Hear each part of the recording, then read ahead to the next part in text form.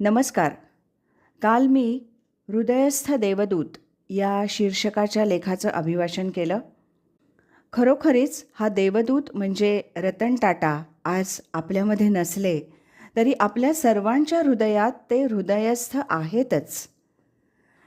आणि ज्यांना त्यांच्याबरोबर किंवा त्यांच्या इंडस्ट्रीमध्ये काम करण्याची संधी मिळाली त्यांचे तर ते हृदयस्थ दैवत आहेत. अशाच माझ्या काही परिचितांपैकी निगडी पुण्याचे श्रीयुत शशिकांत ढाळे यांनी टाटा मोटर्सच्या पी डिव्हिजनमधून वरिष्ठ व्यवस्थापक म्हणून काम पाहिलं. आता ते सेवानिवृत्त आहेत. या प्रसंगाला अनुसरून त्यांनी त्यांच्या भावना अशा व्यक्त केल्यात.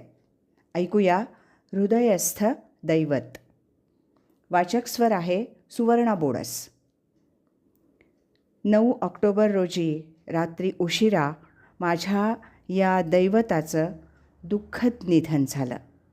इतकंच नव्हे तर एका पर्वाचा आता अंत झाला आहे असं म्हटलं तर चुकीचं होणार नाही. या दुःखद प्रसंगी मला टाटा कंपनीतील एक कर्मचारी म्हणून काही आठवणी येत आहेत आणि त्यावर व्यक्त व्हावं असं वाटतंय. मी टाटा मोटर्समध्ये नोकरी करत असताना 2005 साली कंपनीच्या कामासाठी मला इटलीला जावं लागलं. काम होतं ते इटलीमधील रेजिओ एमिलिया या छोट्याशा शहरात. मिलान किंवा तुरीन या इटलीमधील प्रसिद्ध मोठ्या शहरांपासून खूप दूर असं हे छोटं शहर होतं. माझा तो पहिलाच आंतरराष्ट्रीय प्रवास.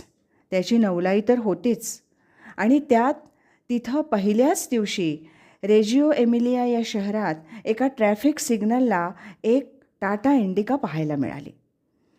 जगप्रसिद्ध अशा फियाट गाड्यांच्या भाऊगर्दीत ती आमची गाडी तिथं पाहून खरं तर ऊर अभिमानानं भरून आला. त्या गावातील एका आठवड्याचं काम झाल्यानंतर 1-2 दिवसांची सुट्टी घेतली असल्यानं मी आणि माझा सहकारी आम्ही इटलीच्या दुसऱ्या टोकाला असलेल्या आल्प्स पर्वतरांगांच्या कुशीत असलेल्या पार्दोनेक्किया या बर्फाळ प्रदेशात फिरायला गेलो. आणि तिथं तर पार्किंग लॉटमध्ये चक्क एक टाटा सफारी पार्क केलेली दिसली आणि पुन्हा एकदा छाती अभिमानानं आणखीनच फुगली. त्या मधल्या 8 दिवसांच्या काळात रेजिओ एमिलिया इथलं काम संपल्यानंतर तुरीन या प्रसिद्ध शहरातल्या काही मोठ्या आंतरराष्ट्रीय कंपन्यांना म्हणजे रामबावडी, फिडिया आणि प्रिमा यांना भेट द्यायची संधी मिळाली. त्यांच्या कर्मचाऱ्यांशी बोलताना टाटा नावाचं वलय आता तिथपर्यंत पोहोचलं आहे हे ऐकल्यावर त्याचा अभिमान वाटणं साहजिकच होतं. पण टाटा हे फक्त वाहन उद्योगाशीच संबंधित नाहीत तर सकाळी उठल्यापासून रात्री झोपेपर्यंत मनुष्याला लागणाऱ्या काही ठराविक उद्योग वगळून बहुतेक सर्व गोष्टी तयार करतात. हे त्यांना ऐकवल्यावर त्यांच्या चेहऱ्यावर उमटलेलं आश्चर्य मला आजही जाणवतंय. खरं तर त्यावेळी जगप्रसिद्ध अशा ब्रिटनमधील कोरेस्ट्रील अँड जॅग्वार लँड रोवर यासारख्या कंपन्या टाटांच्या पोतडीत नसताना देखील जगभर त्यांच्या नावाचा दबदबा निर्माण होतोय याची जाणीव झाली होती. दुसरी ही अशी एक आठवण की जी माझ्या नशिबानं मला देऊ केली. माझ्या सुदैवानं 1993-94 साली त्यांच्याशी हात मिळवण्याची आणि त्यांचा हात माझ्या पाठीवर पडण्याचं सौभाग्य या जन्मात मला मिळालं हे माझं संचित आहे. पुण्यातल्या त्यावेळच्या टेल्कोमधील भारतातल्या सर्वात मोठ्या टूल रूम म्हणून असलेल्या पी डिव्हिजनमध्ये इटलीहून घेतलेलं अत्याधुनिक संगणकावर आधारित असं रामबावडी मशीन महिन्याभरात उभं राहिलं होतं आणि त्याचं उद्घाटन करण्याची वेळ आली. डिव्हिजनसाठी तो एक सणासारखा दिवस होता कारण त्यासाठी प्रमुख पाहुणे होते दस्तूरखुद्द माननीय रतन टाटा साहेब. माझ्या आतापर्यंत केलेल्या कामाची पावती म्हणून माझ्या वरिष्ठांनी टाटा साहेबांच्या हाती पूजेचं ताट आणि श्रीफळ द्यायचं काम माझ्यावर सोपवलं. माझ्या आनंदाला पारावार नव्हता.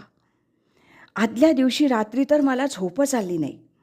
एवढ्या मोठ्या व्यक्तीला आपण प्रत्यक्ष जवळून पाहणार, भेटणार ह्याची मला प्रचंड उत्सुकता होती. एरवीपेक्षा लवकर कामावर येऊन सगळं काही ठीक आहे याची खात्री करून घेतली आणि एकदाचा तो क्षण आला.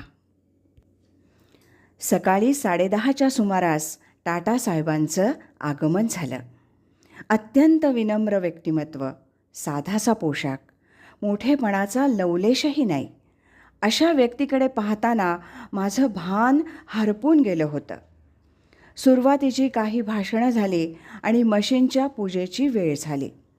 मी तत्परतेनं पूजेची थाळी टाटासाहेबांच्या पुढे केली. त्यांनी प्रथम माझ्याशी हात मिळवला, खांद्यावरती थोपटल्यासारखं केलं आणि पूजेची थाळी माझ्याकडून घेतली.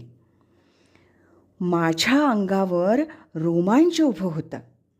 एका थोर माणसाचा तो स्पर्शही माझ्यासाठी खूप मोठा आशीर्वाद होता. खरं तर गेले कित्येक महिने रतन टाटा यांना भारतरत्न द्या अशी मागणी होतीये.